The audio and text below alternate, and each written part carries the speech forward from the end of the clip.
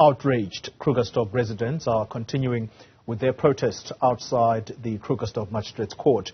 This is where over 80 illegal immigrants are expected to appear. Now, the appearance follows the shocking gang rape of 8 young women in the past week. Police Minister Bheki Cele says the police are running DNA tests to check if some of those arrested could be linked to the mass rape case. Our reporter Linda Mnisi is outside court and joins us live now for an update. Linda, good morning to you. So perhaps as a way of updating you, because I would have been listening to the briefing by the National Commissioner of the Police, Fanima Semola, who has told the media at the announcement in Pretoria of senior appointments that relating to this case that you are covering, all of these 81 people, he says, what they are arrested for is that they are in South Africa illegally. But as to whether they are directly linked to the rape of these 8 women, that they cannot say at the moment. Does that explain then, Linda, why the media seems to have been barred from, I suppose, flighting the pictures of these people that are appearing in court?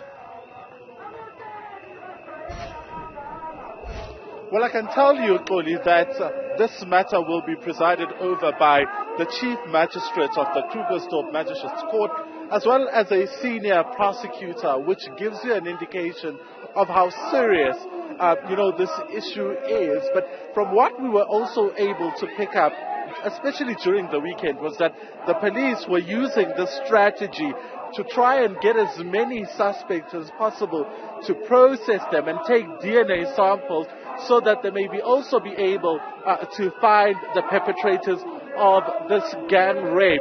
What we're hearing is that they are going to be charged with the contravention of the Immigration Act, which tells us that perhaps they are undocumented in this country, which makes the work of the police even more difficult in terms of trying to trace these suspects. So this strategy then assists the police in trying to locate the people who have, committed this crime. On Saturday, we saw more of them being put into the police vans. These are the people that were found nearby the crime scene. It's about 17 that was arrested, taking up that number to 82, because we know that 2 of those died during their arrest because they decided to point a firearm at the police. So it tells you then what the work of the police is, or perhaps their strategy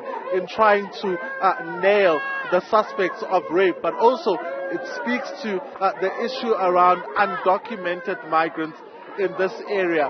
If their migration status is verified before this court, and they are indeed found to be in the country illegally, then they will be officially charged of contravening the Immigration Act. Earlier you spoke about the community members that have come out, and we've seen over the last hour the arrival of Operation Dudula. I'm seeing that there's the branch from Brixton, there's a branch from Whitlands, there's a branch from the Free State who are also present here. They're joining the political parties as well, who are here and are carrying placards. I mean, from the ones that I'm seeing here, my body is not a crime scene. Let's try to get some reaction from the people who are gathered here. I see your placard, my body is not a crime scene. Where are you from? And talk to us about why you are here. I'm from Krugersdorp, but I'm staying at Mindalo. I'm here to support the women because now these people, they are killing us. We are not free as a woman. We don't enjoy our life. And they are coming from Lesotho, Nigeria, and they are abusing us. And they are abusing our children. We are not free at all. We are sick and tired of them. Let them go back where they're coming from. Because I can't go to the countries and do this. Because I know I'll be arrested. And they're going to give me sentences. So let them go back.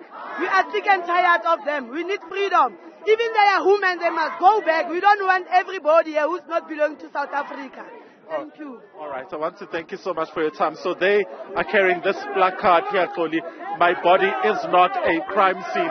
So you see quite a number of those, and you see, members of Action SA. You're also able to see members of Azapo. They are calling for the removal of the police minister, Bheki Cele. They're saying he must go. So we're seeing a number of organizations also present here. I'm also able to spot, Xoli, some people who have come as far as Soweto. I'm going to bring in Kebetu Malebo. Kebetu, thank you so much for your time. You've come all the way from Soweto to support the cause here. Talk to us about that. As you know, Linda, that we also suffer from illegal immigrants, which is the Basotho foreign nationals. We're also suffering from that within our community, because not so long ago, about 2 months ago, we had reported that we've got women in our communities that are being raped and killed and taken into informal settlements where the police are not resourced to actually fight the crime that's happening within society. So the reason why we are here is because we also, as Sowetans, we are here that we are supporting, the community of Alex. We are supporting the community of Mogale City to say their problems are our problems, because we did mention it to the minister, we did mention it to the MEC Faith Mazibogo about the foreign nationals, Eling Basotho, who are fighting turf wars within our community. But not only that, now they are killing our women and they are raping our women as well. So we are in a state of disaster within our country, and the government is not doing anything. They are always reactive instead of being responsive. We did mention about these kind of crimes that happen within our communities, but they will always want to react when we know very well that our women and kids will be killed. All right, thank you so much for your time. That's Kebetu Malebo raising the important point of the policing in these areas. It seems, there are a number of communities here who've come out to support the residents of Krugersdorp. And what you get, Xoli, is that it's more of political parties and organizations coming together. And that's mainly because of the fear that the residents of Krugersdorp feel at this point. So one can only imagine what this kind of support does for them, because a concern that was raised with me over the weekend was that what happens after the story dies down? Things are going to just go back to normal, and those who are raising their voices may then become victims. Linda Mnisi, thank you very much for that update live for us outside the Krugersdorp Magistrates Court.